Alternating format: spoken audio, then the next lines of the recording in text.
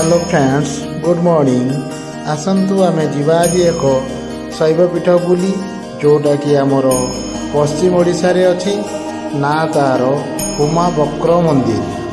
तो फ्रेंड्स आमे आज सकाल सकाल बाहर आसी पहुँची गलु से शैवपीठ पाखे बाबा विमलेश्वर पीठ में सेठू भोग किणी आम सीधा धाड़ी ठिया मंदिर पाखे पहुँची गलु।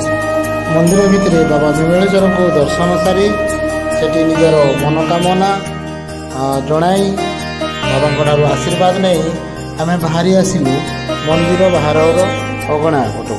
तो फ्रेंड्स ये मंदिर टी रेढ़ाखुल प्राय 78-80 किलोमीटर हम।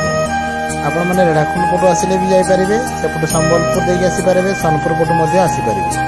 जिते आपको समय मिल ये मंदिर को निश्चय थे बुली आसवे। ये मंदिर गोटे रहस्य अच्छी। ये मंदिर बक्र मंदिर। ये मंदिर को लगी आखपाखे बहुत गुड़े मंदिर अच्छी जपरी विमला मंदिर। आपने भल कि नजर करेंगे अनुमान करेंगे ये मंदिर कारुकार्य किपर देखु पूरा भूमि पाखापाखि 45-60 अंकन हिसाब से डिग्री हिसाब से ये मंदिर टी बक्र हो बंका हो अच्छी। भल कि नजर करेंगे से मंदिर को ओडिशा रे प्राय 2टी मंदिर ये अच्छी।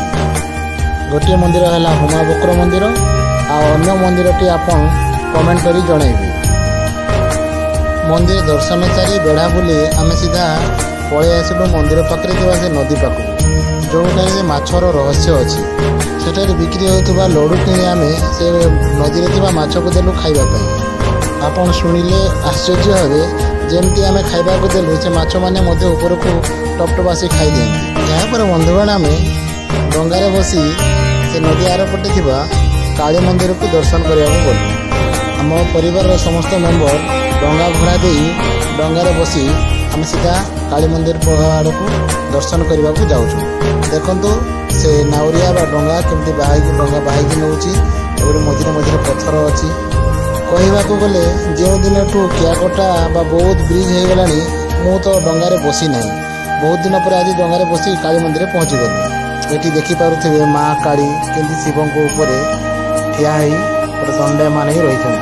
आम परिवार समस्त मेम्बर कहीं फोटो उठेलु दर्शन कलु कि फोटो उठेलु।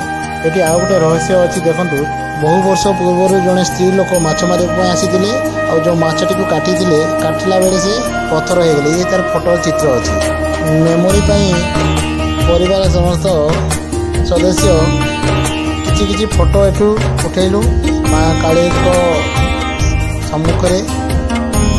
देखो ग्रुप फोटो भी अच्छा होठू आम बाहरी पड़लु पुणी आमर गंतव्यस्थल को आमर घर को। भिडियो आरंभ शेष पर्यंत देखुवर बहुत बहुत धन्यवाद। भिडियो को लाइक करेंगे, शेयर करेंगे, कमेंट करेंगे। कला लेखाई सब्सक्राइब बटन को दबाई देवे। धन्यवाद।